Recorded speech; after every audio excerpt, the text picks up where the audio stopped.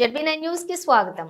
Godavari Khani Ramagundam corporation 25వ division 3 కోట్ల TUFIDC నిధులతో CC రోడ్ల పనులు జరుగుతూ ఉండగా వాటిని ఎమ్మెల్యే రాజ్ ఠాకూర్ పరిశీలించారు.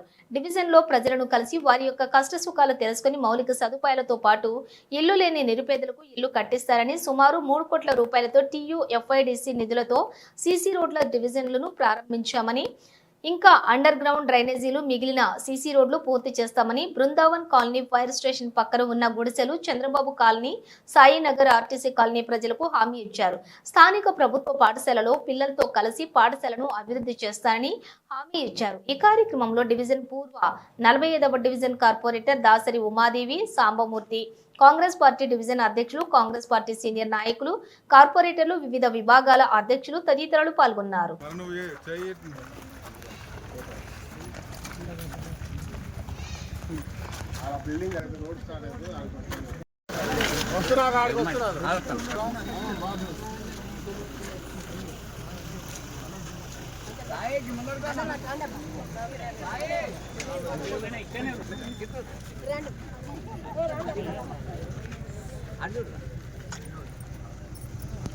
నేను ఆర్టీసీ కాలేజీ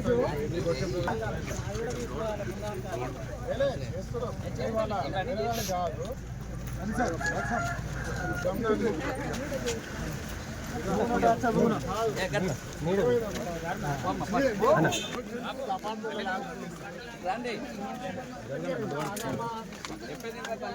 రెండు మూడు ఇట్లా కట్టి ఇస్తా, 5 లక్షల రూపాయలు నేను ఇస్తా. సత్యమే రెవెన్యూ వేసి పెట్టుకోండి. ఈ భూమి మీకే.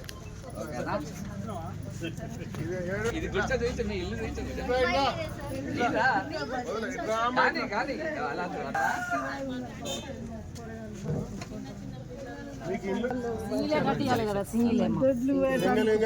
हुशारी ना समझे, खाली तो भी कौन तो भी बोल रहा आप लोग भड़कार है, आपको कोई निकालने वाला नहीं है यहाँ से. मैं ఆగమ్మా మిమ్మల్ని ఎవ్వరు తీయరు. పాటు ఇంకా వేరే పేదవాళ్ళకి అందరు కలిపి ఇక్కడ అపార్ట్మెంట్ మాదిరిగా గ్రౌండ్ ప్లేస్ ఇంతకుముందు డబల్ బెడ్రూమ్ అని కట్టిరు కదా, అట్లా కట్టిస్తాం. ఆయన వచ్చి మిమ్మల్ని తీసేస్తుండ్రు, మీకు ఇబ్బంది పెడుతున్నారు అని చెప్తే నేను చెప్తున్నా, ఎమ్మెల్యేగా చెప్తున్నా, మీ మంచిగా చెప్తున్నా, మిమ్మల్ని ఎవ్వరు కూడా జరపడానికి లేదు, జరపబోరు. ఇక్కడనే గ్రౌండ్ +2 అంటే ఒకదాని మీద ఒకటి 3 ఇల్లు కట్టి అట్లా ఒక్కొక్కరికి ఒక్కొక్కటి ఇస్తాం. ఇలాంటి అమ్మకి ఎవరో వచ్చి చెప్తారు, టీఆర్ఎస్ వాళ్ళు ఇంకెవడో పడలో వచ్చి నేను పెద్ద బంగ్లా కట్టుకో అమ్మ, నేనైతే 100 గజాలు ఇస్తాను, 200 గజాలు ఇస్తాను.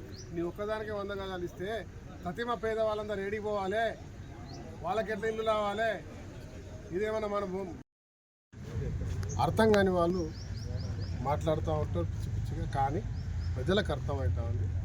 ప్రతి ఒక్క వాడ ప్రతి రోడ్డును పూర్తి చేసే బాధ్యత మాది.